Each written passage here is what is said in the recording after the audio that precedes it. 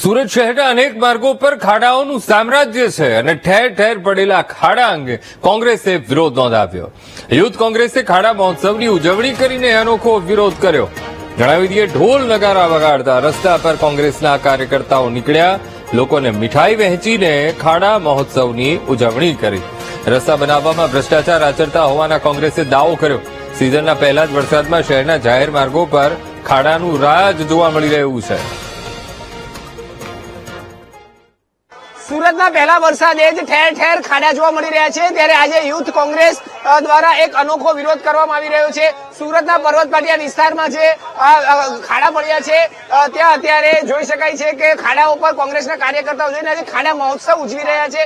જ્યાં ખાડાઓ પડ્યા છે ત્યાં જઈને અત્યારે આ રીતે ખાડાઓ પર જે છે તે આપવામાં આવી રહ્યું છે। જનતા છે આજે સુરત શહેરની અંદર સમગ્ર શહેર જ્યારે ખાડાથી ત્રસ્ત છે, પરંતુ આ શાસકો ઉત્સવમાં મસ્ત છે। ત્યારે આજરોજ સુરત શહેર યુવક કોંગ્રેસ દ્વારા ખાડા મહોત્સવનો કાર્યક્રમ કરવામાં આવેલો છે કે આ શાસકોને સદબુદ્ધિ આપે એ માટે લોકોમાં મીઠાઈ પણ વેચવામાં આવેલી છે કે આ ખાડા મહોત્સવ છે। લોકો જ્યારે ખાડાથી ત્રસ્ત થઈ ગયા છે, પરંતુ આ ઉત્સવ પ્રિય શાસકો પોતાના ઉત્સવોમાં મસ્ત છે। વારંવાર રજૂઆતો કરવા છતાં એક પણ રસ્તો સાફ કરવામાં નથી આવ્યો। મેયર દ્વારા કહેવામાં આવ્યું હતું કે 4 દિવસની અંદર સુરત શહેરમાં એક પણ ખાડો નહીં રહે, પરંતુ આજે સુરત શહેરની અંદર એક પણ રોડ ખાડા વગરનો નથી। એટલે આજરોજ આ વિરોધ પ્રદર્શનનો કાર્યક્રમ છે શાસકોની સામે, અને શાસકો દ્વારા નહીં કાર્યક્રમ નહીં કરવા દેવા માટે, પરંતુ લોકોના કામ પણ નથી કરી રહ્યા અને પોલીસને આગળ કરી રહ્યા છે। ત્યારે સુરત શહેર યુવક કોંગ્રેસ અને રાજીવ ગાંધી પંચાયત રાજ દ્વારા વિરોધ પ્રદર્શનનો કાર્યક્રમ રાખવામાં આવેલો છે। બિલકુલ, અત્યારે આ સુરતના પર્વત પાટિયા ખાતે આ રીતે જે છે તે વિરોધ જોવા મળી રહ્યો છે, અનોખો વિરોધ જોવા મળી રહ્યો છે। ઢોલ નગારા લઈને અત્યારે આ જે છે તે ખાડા મહોત્સવ અત્યારે અહીં કરવામાં આવી રહ્યું છે। કોંગ્રેસ દ્વારા હાલ ખાડા મહોત્સવની વલસાડ જિલ્લામાંથી પસાર થતા નેશનલ હાઈવે પર ખાડાનું સામ્રાજ્ય છે અને ભારે વરસાદને કારણે નેશનલ હાઈવે પર ઠેર ઠેર ખાડા પડી ગયા છે। દમણગંગા નદી પર બનેલા બ્રિજ પર મસ્ત મોટા ગાબડા પડ્યા છે। દમણગંગા નદીના બ્રિજ પર વીટીવી ન્યૂઝની ટીમનું રિયાલિટી ચેક અને હાઈવે પર અનેક ખાડાઓને કારણે વાહન ચાલકો પણ ત્રાહિમામ પોકારી ઉઠ્યા છે। વીટીવી ન્યૂઝની ટીમે ટેપની મારફતે ખાડા માપવાના પ્રયાસ કર્યા। હાઈવે પરના ખાડાઓને કારણે અકસ્માતોની સંભાવનાઓ વધી ગઈ છે।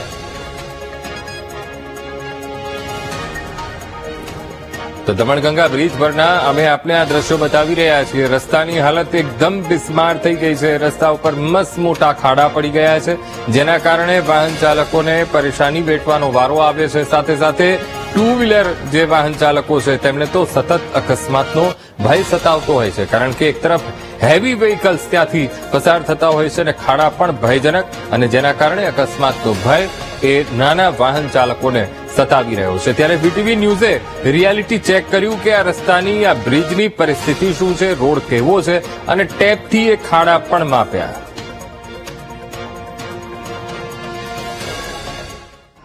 આ ચોમાસું દેશે એટલે માણસ ઘરેથી નીકળે, નોકરીએ જાય, સ્કૂલે જાય, કોઈ પણ ધંધા અર્થે જાય, ગમે ત્યાં જાય, એ પાછો આવશે કે નહીં આવશે એનું કોઈ પણ પ્રકારની કોઈ ગેરંટી આપી ના શકે।